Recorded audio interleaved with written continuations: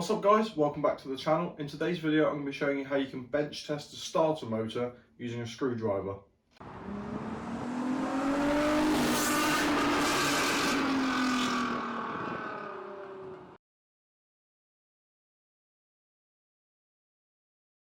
So guys, why would you want to do this for a start? Well, this is the starter motor that came off my Fiesta.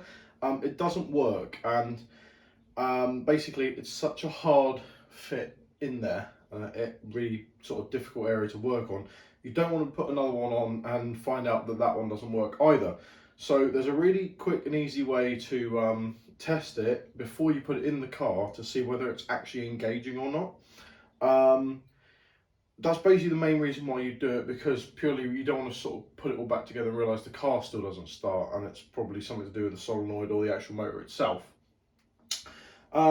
Things to take in mind when doing this: make sure your screwdriver has a like a rubberized or plastic handle, because you don't want to sort of shock yourself as well. Remember, you're going to be using a 12-volt car battery. And basically, apart from that, it's pretty simple. It's not the industry standard method of doing this. Is very backstreet, but doing it with a screwdriver. But obviously, if you haven't got any sort of like crocodile clips or anything to attach wires together, then this is the next best option. So I'm going to show you what you need and how you're going to do it. Right, so guys, what you're going to need, you're going to need a car battery that's preferably fully charged. You're going to need a set of nice long junction cables. You'll need the starter motor itself, and you're going to need a screwdriver, like I said, as well, with a plastic or rubberized handle. Basically, the first step you want to do is take the positive wire, attach it to the positive terminal of the battery, attach it to the positive lead on the starter motor, which usually you'll find is the terminal that's not earthed to the actual starter motor, and that is your signal wire from the key.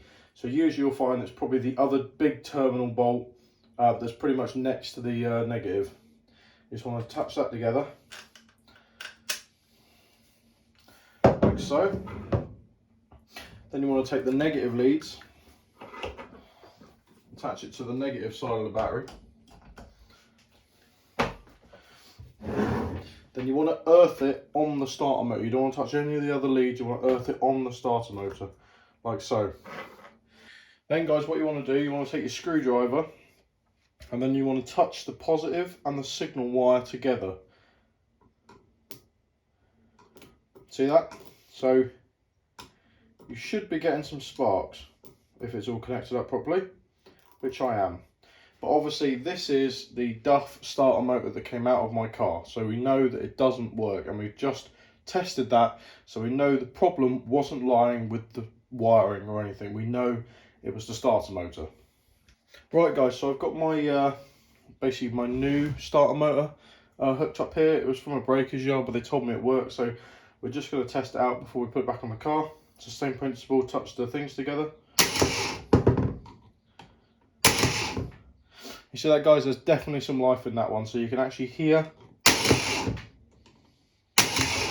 you can hear the starter engaging, you can see it spinning at the end. So I'll just show you one more time where you can see the end bit of the starter motor actually coming out and engaging. So you can imagine as that's doing that on the key, it's going to be starting the car. So basically guys, this is a good starter motor to go back in the car. It's not getting jammed, it's not spinning and not coming out. It's in full working condition. So there we go guys, that's basically how to bench test a starter motor using a screwdriver. It's not the safest way, it's definitely not the industry tried and tested method, but it works. And it works especially if you're like me, you just want to do it really quickly, because there are some tester kits out there you can get, but they pretty much do the same principle, just a bit safer.